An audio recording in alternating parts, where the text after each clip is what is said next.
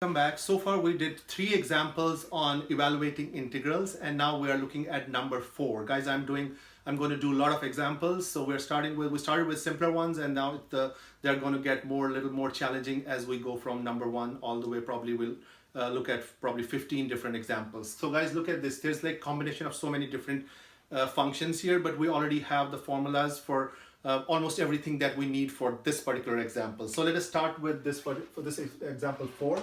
So we have 1, 2, 3, 5. We have 5 different pieces here. So what the first step would be to break it into 5 pieces.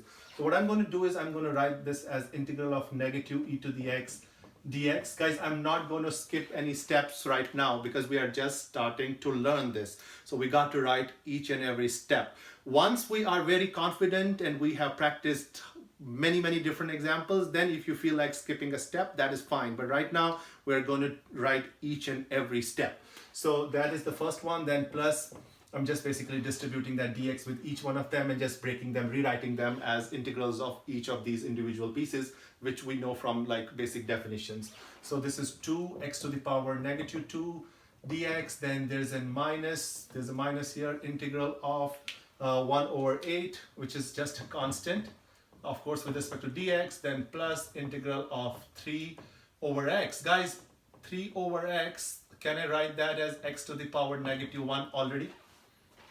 Okay, because when I take that x upstairs, the exponent is going to change. The sign of the exponent is going to change. There's an invisible positive 1 here. When I take it upstairs, it's going to be negative 1. And then finally, I have minus integral of 3. Oh, sorry, I forgot the dx here. 3 times 4 to the power x, and then there's still a dx. Okay, so we broke it into 5 pieces. Now let us look at each individual piece and see what we can do, how we can evaluate this.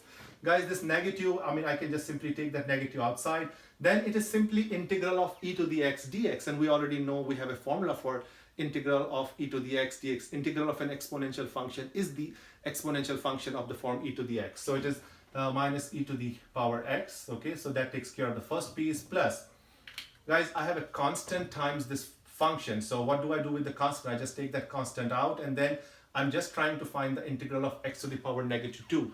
So x to the power negative 2 qualifies for a power rule, right? So I'm going to use the power rule on this. So it is x to the power negative 2 plus 1, negative 2 plus 1. Okay, guys, I don't need to write plus c every time. I'm going to just write the plus c all the way at the end, because even if I have 5 different constants there, when we add them, they're still going to end up being a constant. So I don't have to write that 5 times. I just write that constant only once. Then minus, guys, this is a constant. Again, we already know that the integral of a constant is simply that constant times x, because it is with respect to x. If it was with respect to y, then it would be constant times that variable y. So it is going to be 1/8, and then there's going to be an x. So that was pretty simple. Okay, and then plus 3. The 3 we're going to take that outside. Again, it's multiplied, so we just take it outside. We don't do much with it. And then it's integral of x to the power negative 1. Again, we have a basic rule, integral of an inverse function of the form x to the negative 1, because we cannot evaluate that using the power rule. So the integral of that is ln of x. So there's ln of x right here. And then finally, what do I have? Minus. Guys, this is 3 times this exponential function of the form b to the power x. So what do we do with the 3? Again, we take the 3 outside, and then we are looking at integral of 4 to the x. Again, you can use the formula sheet, or if you remember the integral for that, it's going to be 4 to the x. But in this case, you also have to divide by the natural log of the 4. Okay, and at the end, there is a constant of integration plus c. So I think we are almost done with this, but maybe we can simplify one more step. So it's going to be negative e to the x. There's nothing to simplify here. This guy right here, guys, it's going to be plus 2 and x to the power negative 1. And this is going to be negative 2 plus 1 is negative 1. But what we can do is this negative 1, we can bring it up here. So I don't have to even write that downstairs. So it's just going to be, this is going to make it negative 2. Okay. And then, guys, because negative 2 plus 1 was negative 1, I don't need to write that 1, but there's a negative, so that negative will be distributed with this positive, will make it negative.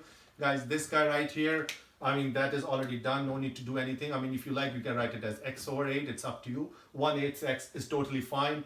Then plus 3 ln of x, you cannot do anything with this, you cannot even do anything with this, we cannot multiply them. This is just a constant, this is an exponential function, so you just have to write 3 times 4 to the power x divided by ln of 4, and then you have to put a plus c. Guys, this is the final derivative or integral of this function. If one has to verify whether this is correct or not, you already know what to do. You start with this function, try to find the derivative of this function, and you should get back this original function. So that will convince us that this actually is correct, okay? So guys, this is example 4. I will see you in the next videos with other examples. As you can see, if you are watching my other videos, you can see that the challenge level is increasing, and it will keep on increasing as we move further to more and more examples. Guys, practice these examples. If you have any questions, feel free to reach out to me. I will be happy to help you with those. Till then, guys, take care, and I will see you in the next video.